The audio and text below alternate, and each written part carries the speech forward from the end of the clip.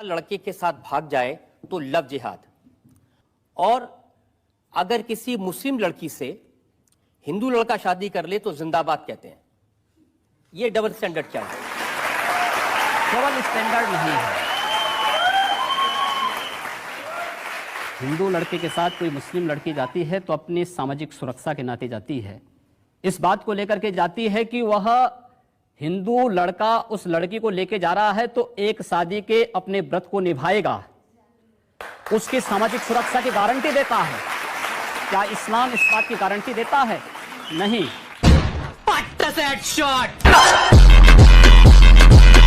गुरुदेव रविंद्रनाथ टैगोर ने एक बात कही थी, उन्होंने कहा था अगर भारत को समझना है, अगर भारत को समझना है, बैठ जाइए आप। तेरा बाप आया। हनुमान चालीसा आती है आपको? हाँ जी आती है, बिल्कुल आती है। हनुमान जी का कट्टर भक्त हूं मैं, और कहते हैं एंटी हिंदू हैं, और कहते हैं एंटी हिंदू हैं। Are you comedy me? अभी तो केजरीवाल जी ने हनुमान चालीसा ही पढ़नी शुरू की है।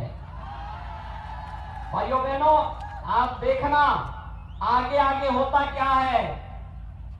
ओबीसी भी एक दिन हनुमान चालीसा का पाठ करता रहा, आपको दिखाई देगा। जेब में था चिल्लर, साथ वाले किल्लर, काम करे कांड वाले, लाइफ बेड़ा थ्रिलर। कांग्रेस की सरकार रही हो, कांग्रेस के जितने भी सहयोगी दल है, इन्होंने कावड़ यात्रा उत्तर प्रदेश के अंदर बंद कर दी थी, नहीं चलने देते थे, प्रतिबंध लगा दिया। डीजे नहीं बजेगा, शंख नहीं बजेगा, घंट नहीं बजेगा, घड़ियाल नहीं बजेगा। मैंने कहा देखो भाई, भगवान शिव की भक्तों की यात्रा है, कोई व्यवधान डालना चाहता है तो उसको तय करना है। अगर वो व्यवधान डालेगा हम उसको गोली से समझाएंगे, व्यवधान डाल करके दंगा कराएगा तो गोली उसको समझा देगी।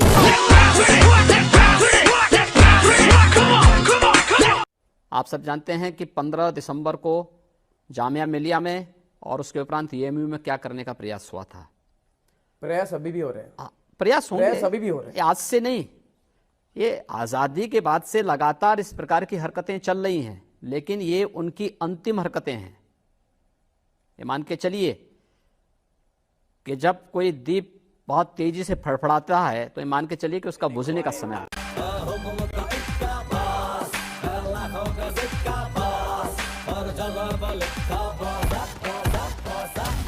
वैसे ममता दीदी को प्रतिबंध लगाने में बड़ी महारत हासिल है। इन्होंने पिछले साल यहां पर सदियों से चली आ रही दुर्गा पूजा की परंपरा को भी प्रतिबंधित करने का प्रयास किया था। भाइयों बहनों, मुझे याद है एक साथ पूरे देश के अंदर दुर्गा पूजा और मुहर्रम एक साथ हो गए थे। उत्तर प्रदेश में भी था, बंगाल में भी था।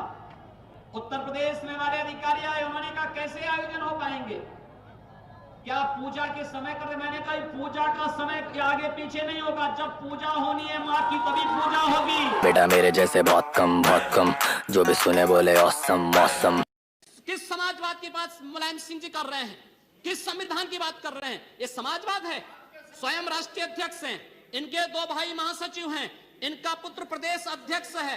कौन से समाजवाद की बात करते हैं? परिवारवाद की बात करते हैं। बेवकूफ बना रहे देश को, ये केवल देश को बेवकूफ बनाने का कार्य कर रहे हैं। छोटे समझ में आया क्या?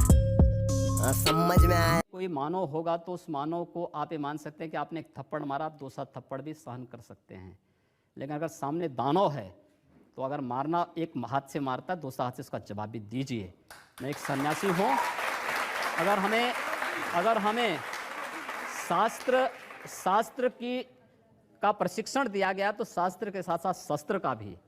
अगर हमारे हाथ में एक हाथ में माला है तो दूसरे हाथ में हम भाला लेकर के भी चलते हैं। ओम मंगलम मंगलम, ओम मंगलम मंगलम, ओम। अब कुछ करने की आवश्यकता है, अपनी ताकत का एहसास कराने की आवश्यकता है।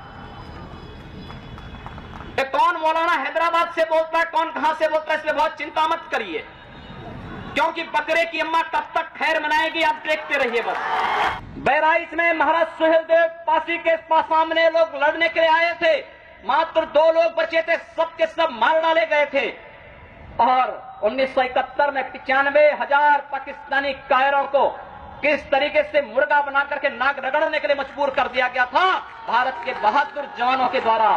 और अगर इसके बाद भी आंखें नहीं खुलती हैं तो एक बार पुनः देख ले अपनी ताकत को। मैं तो यही कहूंगा, अंत में मुझे केवल यही कहना है कि बहुत महत्व मत दीजिए, ये हैदराबादियों को बहुत महत्व मत दीजिए, ये सब मौलानाओं को बहुत महत्व देने की आवश्यकता नहीं। दुनिया के अंदर जहां भी जाएंगे शक की निगाहों से देखे जाएंगे।